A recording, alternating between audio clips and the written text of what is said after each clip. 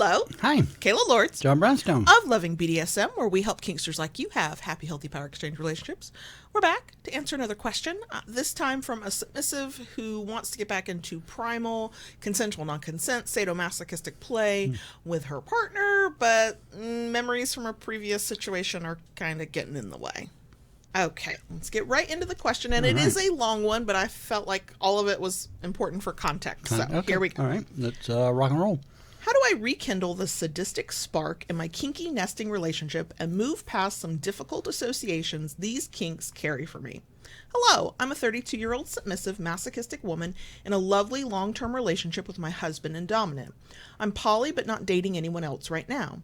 Our relationship has kink and DS sprinkled in, among the other things we've poured into it for the last 12 years of building our life together. We're very compatible and we explored kink from when we first began dating in our 20s. Probably due to new relationship energy and how much simpler life was back then, we did a lot more robust and brutal S&M of a primal, consensual non-consent variety. I really love this, partially because I have a very busy ADHD brain, and I find that being overpowered and overwhelmed with the right kind of sensations and words lets me be in my feelings rather than a superhighway of thoughts. I'm very pliable and servile when I'm in subspace, and lucky for me, my husband loves holding and directing that power. There have been two factors that have led to a tapering off of our more sadomasochistic play over time. The first is that life is very full now. We have old relationship energy and more on our plates. The romance, sex, and DS are still there. We've speculated that because we know one another so well, it can be hard to delve into more roleplay style CNC or torture scenes where we're still us, but there's a bit of, quote, acting. The familiarity of our own home might even be a factor. The second factor is a bad experience I had with a shitty sadist dom a few years ago. He wasn't abusive during scenes. Indeed, he was very controlled and intense. He connected through sadism in a way neither of us had felt in some time. Even back then, I observed that part of what facilitated the intensity of our scenes was that we weren't embedded in one another's lives, so there was anticipation and, for me, the feeling of being out of my element when I visited his home. One day, he, newer sadist dom, revealed that he had lied about a lot. He dumped me almost instantly, and I never saw him again. It had been a year of knowing him and roughly 6 months of dynamic, so I was very shocked and hurt, but it turns out that I'm not the only woman he's done this to. It took me a while to get over being discarded by a dom I trusted, but I've healed in most ways. However, there's a lingering association I still have between certain sadistic acts and him, and sadly, it's the primal CNC torture style of play I want to rekindle with my husband. This stuff isn't triggering like a reminder of abuse, but it's almost like those kinks were last done with him, had all those intense DS feelings poured into them, and then there was betrayal and abandonment without any closure. I've discussed all of this with my husband, who is very supportive and wants me to find closure first and foremost, but also wants us to spark up this style of S&M CNC play again if possible. These interests existed long before the shitty sadist dom. I'd like for them to stop being something I flinch away from because I fear that the intensity of those circumstances is something I can't create anew with my husband and that it's not an option for me anymore. The thought of that saddens me deeply. I'm confident that I'm doing this for the right reasons, but then my anxiety kicks in and tells me I'm using kink to cope with the fallout of shitty sadist dom, even though I'm not. I just want to reclaim what was already mine to begin with. I've been to therapy and have a good grasp of my mental health. I'm looking more for pointers about framing, actions, and even rituals to reclaim and respark. Wow.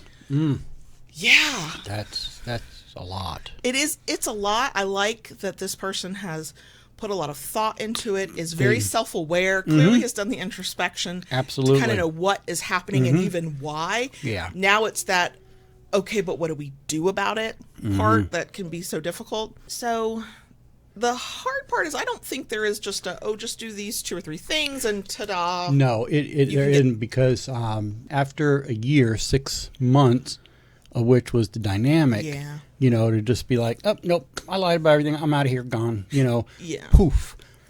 That is a huge betrayal of trust. So I can definitely understand where their head is at, where they're coming from with this, okay? Because, that's a huge, huge breach of trust. And even though it did not come from her husband, her husdom, it's still there for this person. Yeah, the familiarity of the scene and the scenario is enough to go back into a headspace that... Right. Yeah. So, one, I would certainly say they talk about that they are in therapy or have been to therapy. Right. Hopefully it's a kink aware. That would certainly make life a little easier. Would make life a little bit easier. And, maybe bring some of this up to the therapist. Right. And if your therapist is not kink aware, or you don't even want to go through the energy of trying to find out, maybe talk about what your anxiety is doing to you, so that you know rationally that this is not a thing that's happening, but your anxiety is like, oh, look at you're just using kink in a way that's not good. That's an internal thought process that's coming from somewhere, anxiety being it, but like sometimes the mean voice in our head is a person who treated us badly in the past, or somebody in our formative life who just said enough of the wrong things, and now they're the voice stuck in our head. Yeah. So even if you can't talk to your therapist about the actual kink part, maybe talk to them about how your anxiety is intruding, and maybe there are some tips and tricks that they can offer to help you work through that. The thing that came to my mind, because I don't think that there is a perfect solution to this. A few things. One, we all want closure, and we aren't all always going to get it. Yeah, no. Not, I think, in the way most of us envision what closure might be. I think there is more acceptance, and then you never forget, you never, quote, get over it necessarily, but you move on from it. And you might not be quite at that point. You're clearly along the path, but maybe there's just a little bit more time that needs to pass. But a couple things that came to mind. One, if it's available to you, can you get out of your house, and can you get an Airbnb or a hotel room, or, there are kinky Airbnbs. You mostly have to look through Google and FetLife. You're not going to find it on Airbnb usually saying we're the kinky one. Yeah. But, is it possible? I know there's several that have popped up here in Florida recently. It's given me business ideas. I just don't have time or resources. Yeah. So is it possible that maybe not right now, not immediately, but you can plan for a future getaway trip where you can get out of the comfort of your own home and get into that part of the headspace of, I'm not familiar with this, I don't know what could happen here because I've never been in this space. Yeah. I don't think it has to be a kink dedicated space, but I think that the comfort level of knowing this space is designated for kink might take some pressure off. You're not too worried about damaging a place that's built for wild things to happen. But maybe a hotel room, maybe who knows, right? Yeah. Is there a way you and your husband can get away for a night, a weekend, a whatever, and get some level of privacy to scene in that way again? So you get out of your room, your bedroom. Now, here's another thing I thought of alone, and that's a great thought, because sometimes you just need to step away from things. But now here's another layer to add to that. Maybe when you scened with this other dom, I'm sure you had certain scenes that you did that were done. Okay, maybe what you need to do is come up with some different scenes in the same vein, so it's not that. It's different enough. It's different enough that it's not bringing you back to those memories. Right. You kind of want to turn a page and do something maybe you've never done before. Right. It will probably take a lot more planning than your typical thing. You might have to do some more research. It might take longer to make happen. Yeah. But yeah, do something that you're like, I've never done this with anybody. So there's no memories, at least of the activity attached to another partner. Right. Yeah, I think that's a good idea. Another one, and this is the boring idea, but in my experience with all parts of life, the boring ideas tend to actually work.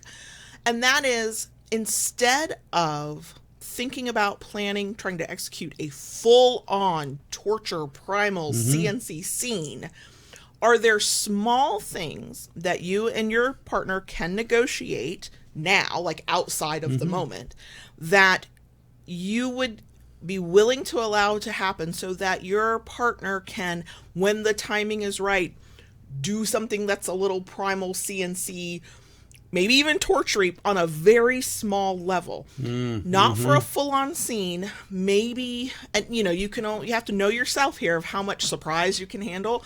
But I have a feeling that part of what you need is to remember what it feels like when your husband, that dominant partner, sort of catches you unaware. I'm using this term in the kinky CNC way, scares you, right? Yeah. So instead of trying to do this real big elaborate thing, what's a small thing? Is it one of those things where, you know, at the certain specific right time, you know, he could be like, run. And the point is not, who knows what's going to happen at the end, but if chasing is part of your thing, you run and you play catch in a kinky way, or he bends you over something, or he, you know, gets real close in your ear and says a thing that doesn't even lead to action, but is the right words to hit your personal buttons. And you slowly work up to more and more things. I think that is where you will gain more confidence in remembering what it feels like with that kind of play from this partner that you're with that you want to get back to. And it's, you know, it's not necessarily as fun, exciting as whatever, as an hour-long scene where you're wiped out at the end. But sometimes it doesn't have to be, to remind yourself of, oh, wait, that's right, this is what this feels like without the pressure and the memories of shitty sadist dom. Yeah. Now, something I just thought of, maybe it's something and maybe it's not, but, you know, hey, improv. Sounds like my personal nightmare, but sure. Other people handle it really well. Well, I guess what I'm saying is, you know, a lot of times people will plan out a scene. Okay? You know, and you may be thinking, oh, well, you know, I want to plan out this scene, you know, that it's going to involve some CNC, it's going to involve primal, you know, it's going to involve this. Maybe that's not the way to go right now. Depending on the type of relationship you have with your husdom, you know, what if you just said, you know, or a playtime was set up without really choreographing a scene. Set the boundaries. And then the rest just happens as it happens. And let the rest happen as it happens. Okay? And maybe, you know, that could be... Especially if you as the submissive are getting stuck in your own head. So then it's harder to plan a scene. It's harder to negotiate. Let's do this kind of scene. If the communication and trust is there, and you know that at any point you can wave the white flag, or your partner will check in, or whatever your ways of trying to mitigate risk are, and you feel comfortable enough with that, right? Yeah, I think the sort of the surprise of it happening in the moment, knowing that there are boundary lines, like you've put up the fence line. Your boundaries are your boundaries, regardless. Yeah, and you know what could happen within that, but you're assuming your dominant is willing, right? But he's controlling the action, and all you have to do is react with knowing a few less details. If that spikes your anxiety, don't. No. But if it's intriguing, again, I think it goes back to, sometimes things are intriguing, but it feels like a step too far.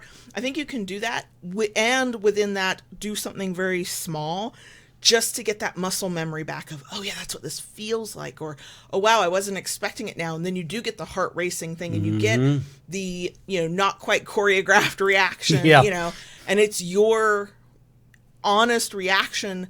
And you know that, hey, if, you know, we have our signal in place, if this was the wrong move, I can stop it right here, kind of thing. But yeah, I think, look, role play is my personal nightmare. Improv is just another level that, oh no. But if that appeals, especially the superhighway of thoughts and the ADHD brain that can go, you know, a million miles a minute, I do relate there.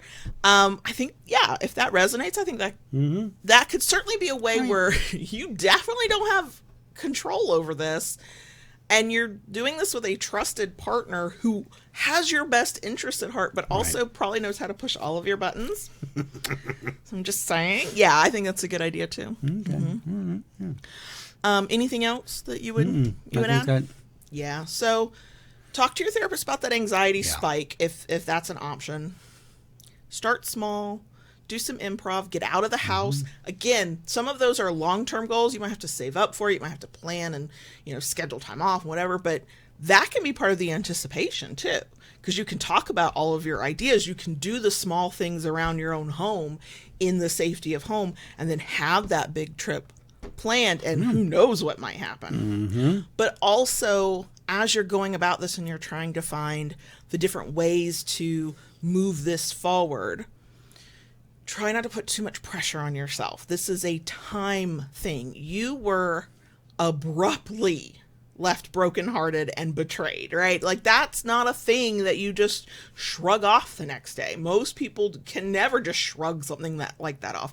That's a time thing. And I imagine that the fact that you're back to this point of wanting to do these things again shows just how much the healing process has happened. It may just be you need a little bit more time. So I'm going to say the dreaded P word. It is a word I hate most of all. Sometimes it just requires patience. But in the meantime, do small things, do different things. When you said just do something you never did with that guy, that was like, yes, yes, because sometimes it's that association of, but I know I like this, so I did something like that with both, even if it was a different kind of scene, right? Similar sensations or similar experiences, change it up, do something completely different. Hopefully some of that is helpful. I mean, take what resonates, reject the rest. That's all you can ever do. So hopefully you can get back to some torture-y, primally CNC play. Fun stuff. As soon as possible. Right. Okay, so if you have ever been in a situation like this, and you're having to overcome past memories to move forward, to do things you really want to do, feel free to share your experiences, drop your hints, let us know what you did to move through it in the comments below, because we can all learn from one another. True. If you enjoyed this, we love a thumbs up. And if you like it enough to want to come back for more, please consider subscribing. And then go ahead and click on the notification bell to get updates and new content. Just do it, Daddy says.